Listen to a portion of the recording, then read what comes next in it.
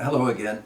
I was actually preparing to make this video for my Patreon viewers, and then I thought, well, I'll put it on the main channel just because of the number of comments that I had over time and questions about the conditions of guns and how that affects value. And so I thought I'll make a fairly quick video. I have just 3 surplus military rifles, and most of you are probably aware there's been a tremendous resurgence of interest in surplus military rifles over the past few years. Springfields have always commanded a high price. They've always been valuable and special in the market. Same for Garand's, I think it's safe to say. But lately, partly maybe because of computer games, some people were telling me it's computer games, everybody's more aware of old military firearms. Or maybe people are realizing how excellent they were, partly through, I guess, channels like this and many others, and books, if that is a factor in the market, I'm not sure. Anyhow, what I've got here is a Peruvian carbine, and well, it'll be a matter of camera work. So what to look for when you're buying one of these? Well, the Peruvian carbine is very scarce.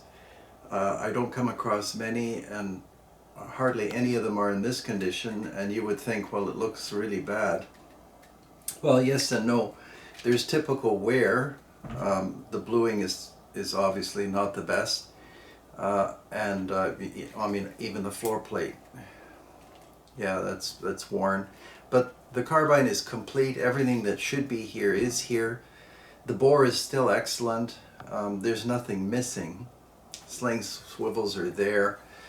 There are things that you want to check for, and again, this will take some camera work, but the crest is, I find, a big deal for collectors, and it's nice to have a crest. Some surplus rifles, of course, the crest is ground off, typically the Arasakas, but there are others where I've seen the crest ground away. Anyway, it kind of gives it character and a proper place.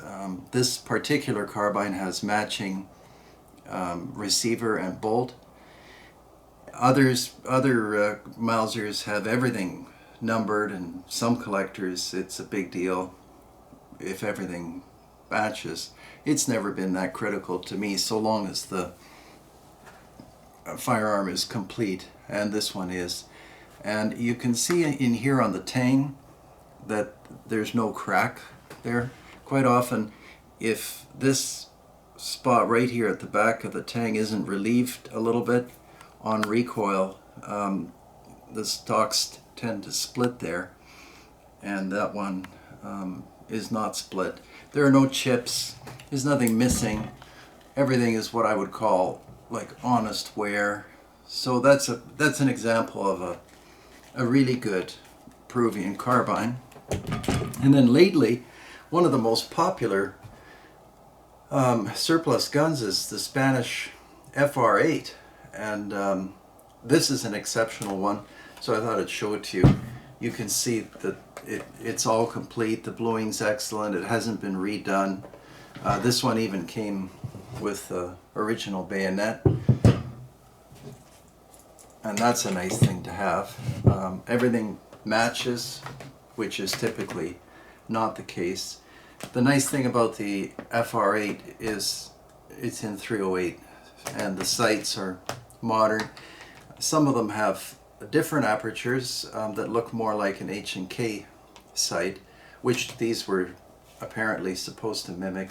Action is complete, correct, and smooth. There's nothing that needs to be done. And once again, I draw to your attention here, no cracks. I mean, if there is a crack, it's not the end of the world, but you can see what's happened here is the oil from storage from the receiver has soaked into the stock. So theoretically, it's a little softer here, but that is of no consequence if you know, so long as there's room and everything's properly fitted in the first place. By the way, if you want to avoid this, just store your rifles upside down from time to time. Actually, I go 50%. Half my rifles are stored muzzle down on a padded surface. And the FR8 has all the nice features. This one, like I said, is exceptional. but this gives you an idea of what you would be looking for. So if this were beaten up and rusty and the bore bad, you know, you'd be looking at a $400 or $500 FR8. This one, with the bore being the way it is, everything's proper, nobody's done anything with the stock, butt plate is good, everything's just from a collector's point of view, it's about ideal.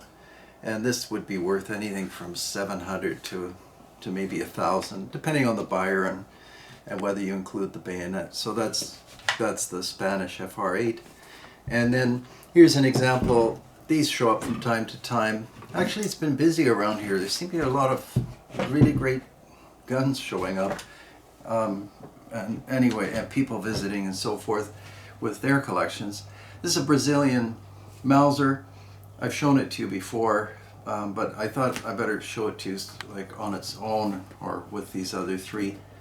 You can see this, it must have gone from an arsenal or a box someplace to another place, and then here everything is complete. I mean, there's minimal discoloration on the bolt, but that never bothers anybody. Beautiful Brazilian crest.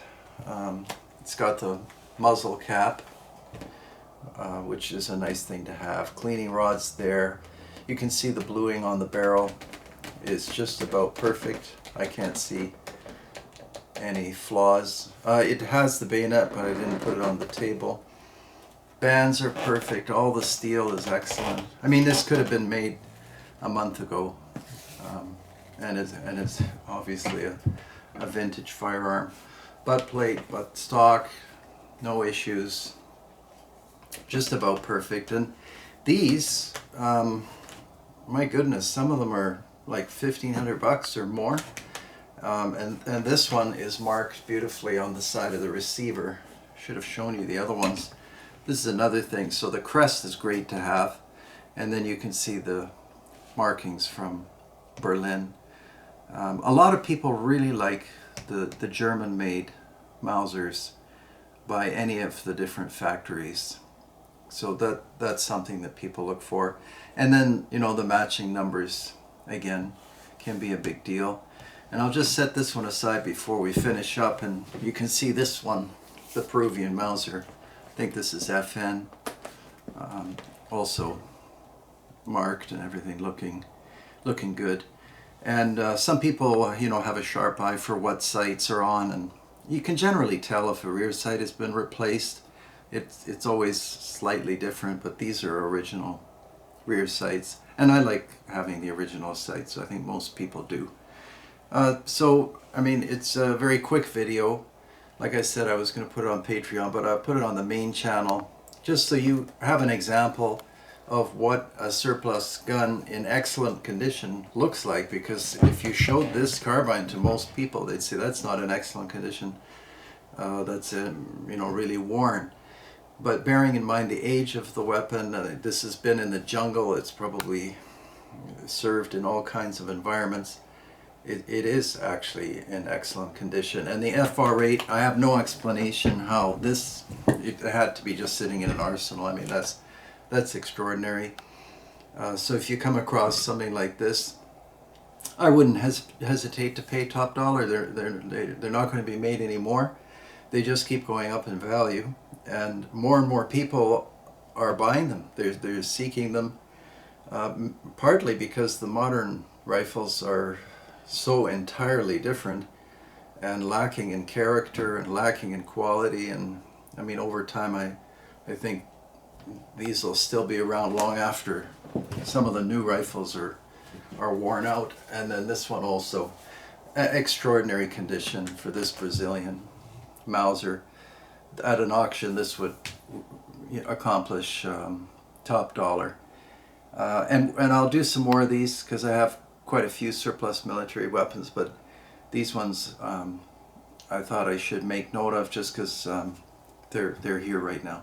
So that's about it. Please subscribe. I should have said that at the outset. It's very important that you do subscribe to help me keep this channel going. And if you're interested in more details on firearms, I'll be doing a lot more this winter with Patreon, and I have some interesting subjects to cover there. So that's about it. I'll wish you all a good weekend and look forward to seeing you next time. Take care.